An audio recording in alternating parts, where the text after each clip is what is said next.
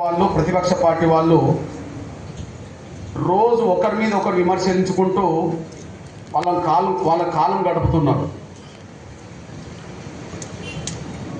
అధికార పార్టీ అయిన కాంగ్రెస్ వాళ్ళు, ప్రతిపక్ష పార్టీ అయిన బీఆర్ఎస్తో పాటు ఎన్నో పార్టీల వాళ్ళు వాళ్ళ ఇళ్లలో కూర్చొని, వాళ్ళ పార్టీ కార్యాలయంలో కూర్చొని ఒకరినొకరిని తిట్టుకుంటూ విమర్శించుకుంటూ ఒకరి మీద ఒకరు నిందలు మోపుకుంటూ వాళ్ళ కాలాన్ని గడుపుతున్నారు.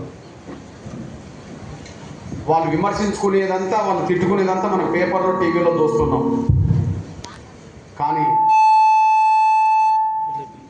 ఈ పెన్షన్ మీద ఆధారపడి బతికేటోళ్ళ బతుకుల గురించి ప్రభుత్వం ఆలోచించట్లేదు, ప్రతిపక్ష పార్టీలు కూడా మాట్లాడట్లేదు. ఈ విషయంలో మీ పేద వర్గాల బిడ్డగా ప్రభుత్వం పెన్షన్ పెంచుతామని మాటిచ్చి మోసం చేస్తున్నది, కొత్త పెన్షన్లు మంజూరు చేస్తామని చెప్పి మోసం చేసింది. దాదాపు వాళ్ళ పాలన మొదలై 21 నెలలు గడిచిపోయి 22 నెలల దగ్గరకు వచ్చినాయి. ఏ ఒక్క రాజకీయ పార్టీ కూడా అయ్యా రేవంత్ రెడ్డి గారు, నువ్వు పెన్షన్ పెంచుతామని హామీ ఇచ్చి నువ్వు ఓట్లేసుకొని గద్దెనెక్కావు కదా, ఎందుకు పెన్షన్ పెంచట్లేదనే మాట ఒక ప్రతిపక్ష పార్టీ అడగట్లేదు.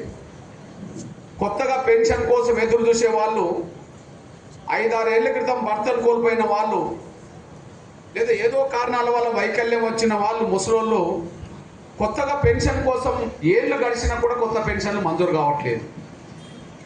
ఈ విషయాన్ని ప్రతిపక్షాలు ఎవరు మాట్లాడతలేరు. ఈ నేపథ్యాలు దృష్టి పెట్టుకొని ఒక పేద వర్గాల బిడ్డగా పెన్షన్ పెంచుతామన్న మాట ఇచ్చావు, నిలబెట్టుకుంటావా లేదా?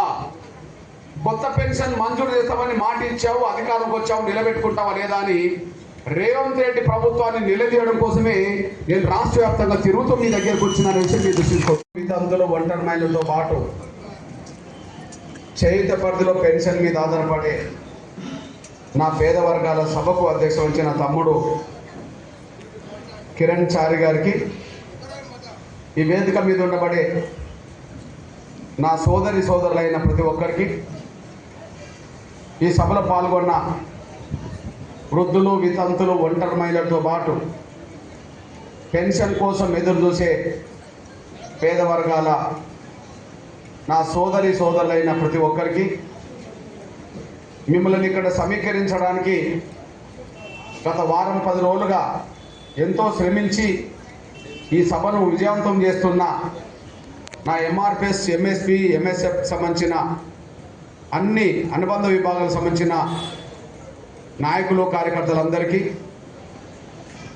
ఈ